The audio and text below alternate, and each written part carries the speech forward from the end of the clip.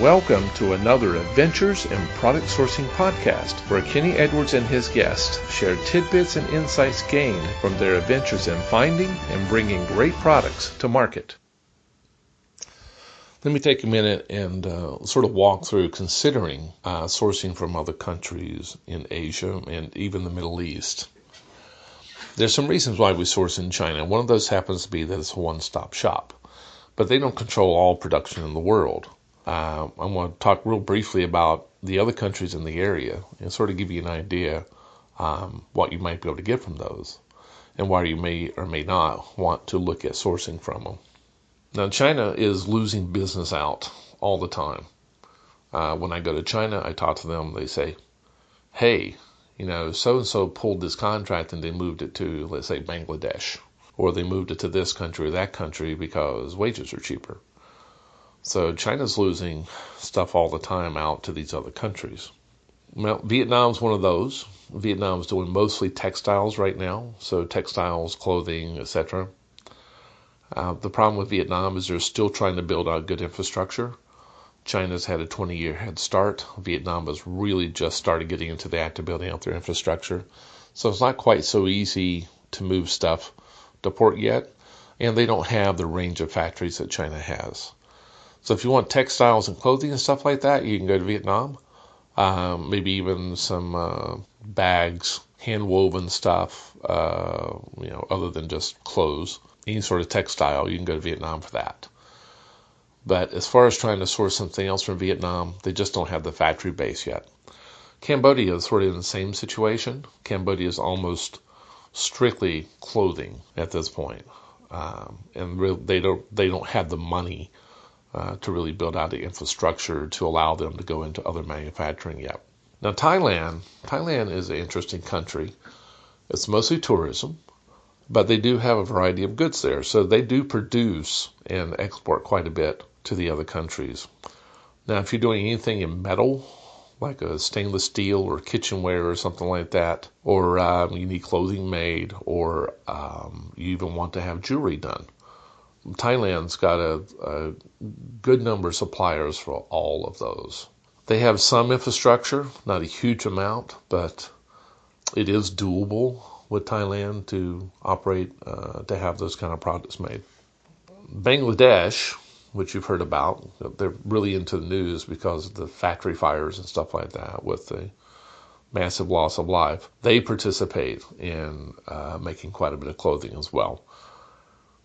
India is sort of similar to Bangladesh in that regard, but India also produces a great amount of tea and a lot of brassware and stuff like that. But they really have poor infrastructure, so it's difficult for them to move a lot of goods to port to get on the ship as well. So it's not the sort of smooth operation you could expect out of China. Pakistan, on the other hand, heading over in that area, produces a lot of leather goods. Now, if you ever see a soccer ball at, let's say, Walmart or someplace like that, sporting goods stores, etc., almost all those soccer balls are made in one city in Pakistan. For some reason, they got really good at it, and so everybody just buys from them now. Any sort of leather goods or something like that can be made in Pakistan, plus they do actually make quite a bit of brassware as well. Now, once we move further to the west, we run into Turkey. Turkey is known for towels, Turkish towels. They make a lot of other things too, but their big claim to fame is the sort of fabric that they weave to make towels. So they also make a lot of bed sheets and stuff like that. There probably are a number of other suppliers there, but these are the things that they're really known for. So let's head back over and talk about the high-tech side now. Most of the stuff we talked about just now is mostly low-tech production. But if we go over and we'll look at Korea, Taiwan, Hong Kong, and Japan, they all are on the high-tech end for producing a lot of electronics. Korea, almost anytime I see a Korean booth, it's either going to be something health-related, like, make your bunions go away or something like that, or improve your respiratory system, something like that. Or it's involved in tech of some kind. So, what do we call those doorbell cameras that you put outside your house, things like that. So mostly health and tech comes out of Korea. But even so, they go into China and they contract factories in China to make the products for them. Some of it's made in Korea, but I would say most of it's made in China. Taiwan. Taiwan is similar to China and Korea both, in the sense that Taiwan produces mostly tech stuff nowadays. They were the big producer for computer motherboards for years and years and years. That got shipped to the United States all the way back in the 80s and 90s. But now, even so, they go to China and have most of it contract made in China for them. They do tend to be a higher cost for anything that's actually made in Taiwan itself, because the population is more affluent than it is in China.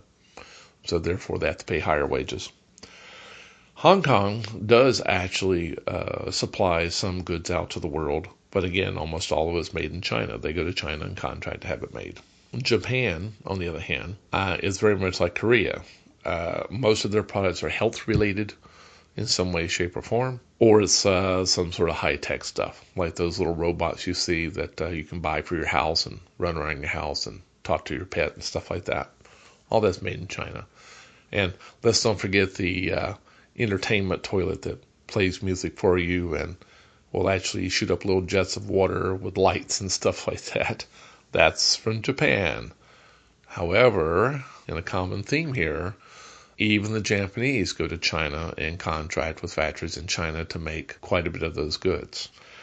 So the high-tech players are all going back to China to have a lot of their stuff made, where the lower quality makers like simple stuff, clothing related, Vietnam, Cambodia, Thailand, Bangladesh, India, and Pakistan are all actually producing in their own countries and then shipping out. Hopefully that gives you an oversight into what kind of production you can get out of the other Asian and Middle Eastern countries if you're looking for a lower cost, or where to source the high quality tech gadgets and health related stuff out of the other high-tech Asian countries. So bye for now. I look forward to having you back for another podcast.